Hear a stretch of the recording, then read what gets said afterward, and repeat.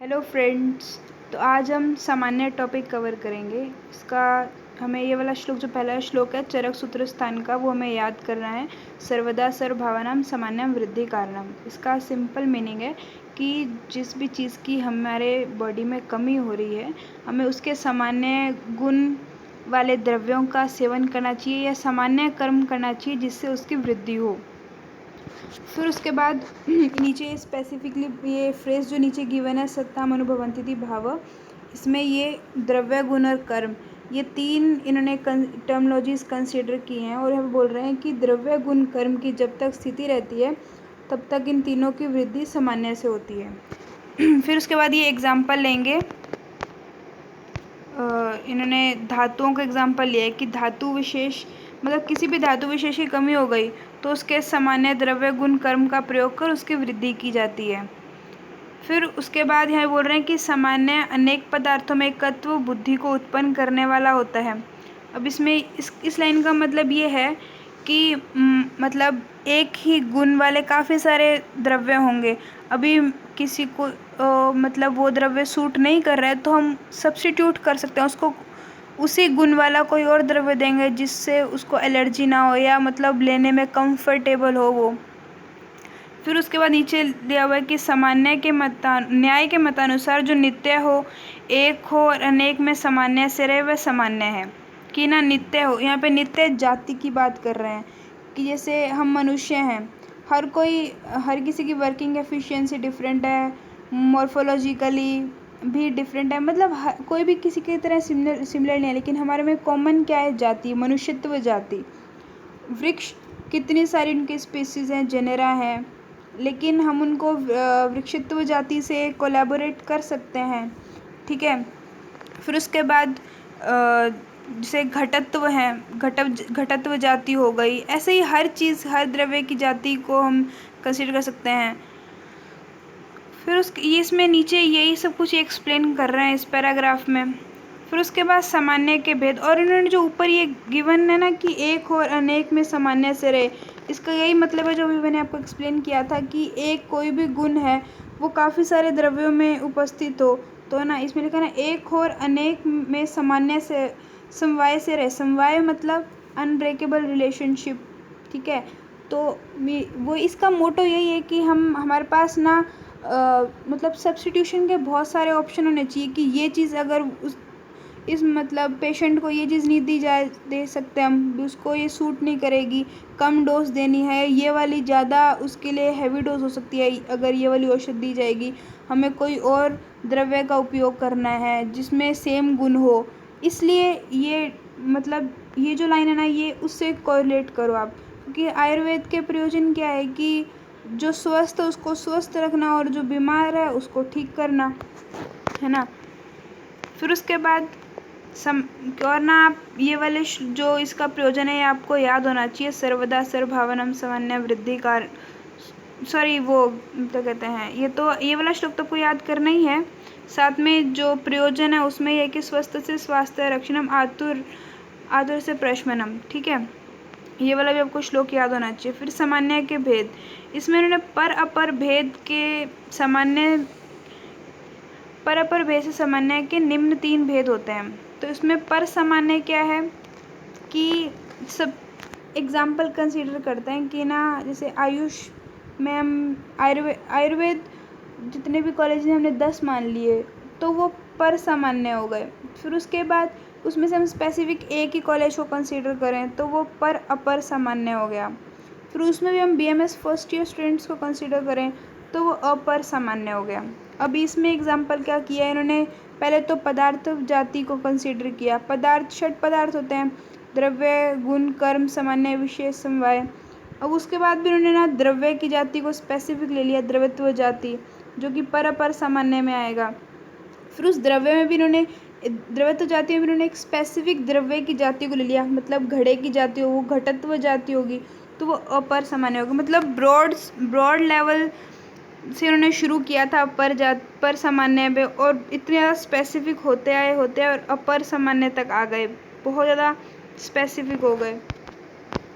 फिर उसके बाद द्रव्य गुण और कर्म के बेसिस पे सामान्य को हमने डिफ्रेंशिएट किया है। तो द्रव्य सामान्य में सर्वदा सर्वभावनाम सामान्यम वृद्धि कारणम, ये वाला श्लोक आपको याद करना ही है।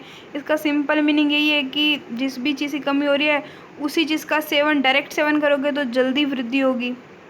तो मांस खाने से मांस बढ़ता है, रक्त पान से रक्त की वृद्धि होती है। फिर गुण सामान्य में इन्होंने बोला है कि ना जिस भी चीज़ की कमी हो रही है उसके समान गुणों वाले द्रव्यों का सेवन करो तो उसकी वृद्धि हो जाएगी। जैसे दूध और घी है, इनको खाने से जो है शुक्र की वृद्धि होगी, क्योंकि दूध और घी दोनों जो है मधुर स्निग्ध शीत, और जो शुक्र है उसके भी गुण यही होते हैं। और इसी प्रकार इन्होंने ना स्निग्ध, गुरु, मधुर, सांद्र, पिछल गुण, ये इनसे जो युक्त द्रव्य होते हैं वे कफ को बढ़ाने वाले होते हैं। और उन द्रव्यों को हम जैसे द्रव्य बताएं तो इन्होंने बताया दही, गुड़, घृत आदि, ये सब इन्होंने बताया। फिर कर्म के बेसिस पे कि ना जैसे हमारे बॉडी में वात की कमी हो रही है तो उसका गुण क्या है कि तत्र, रूक्ष, लघु, शीतकर, सूक्ष्म, चलो अनिल। तो उसमें हम चल गुण मतलब दौड़ना शुरू कर दें तो वात की वृद्धि हो जाएगी। और रूक्ष द्रव्यों का मतलब हमारी बॉडी में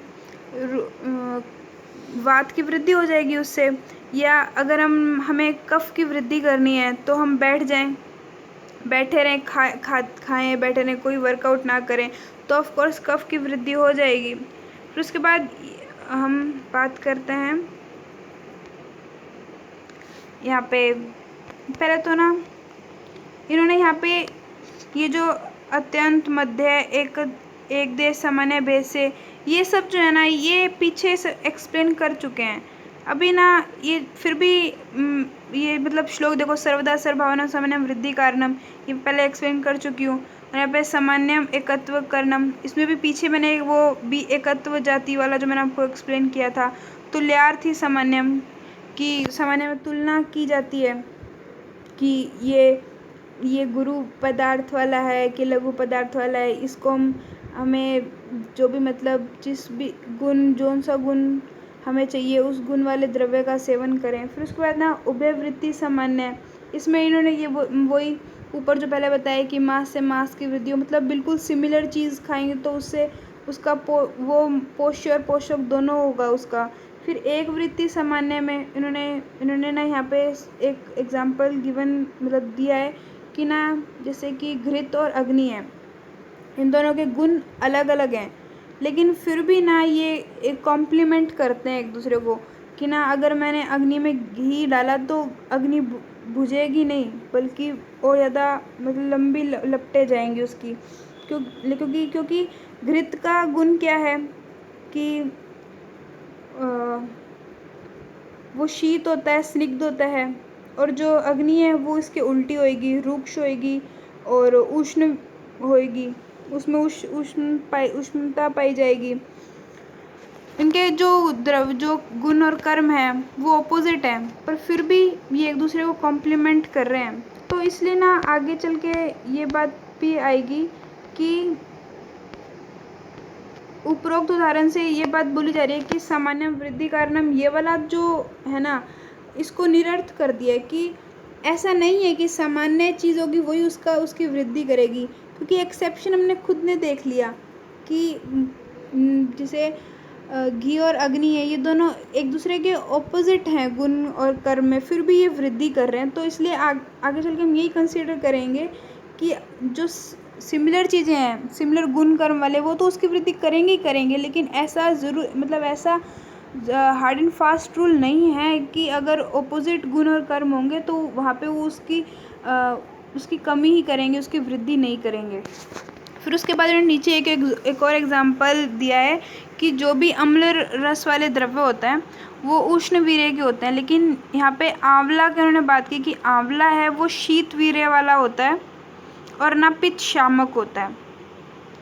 तो हमने जो है सामान्य टॉपिक कवर कर लिया है, मैंने अपनी तरफ से बेस्ट देने की कोशिश की है। बाकी अगर आप लोगों को अच्छी लगे वीडियो तो आप लाइक करिएगा, कमेंट करिएगा, शेयर करिएगा, और अगर आपने मेरा चैनल सब्सक्राइब नहीं किया है तो वो भी करिएगा। Thank you for watching my video. Thank you.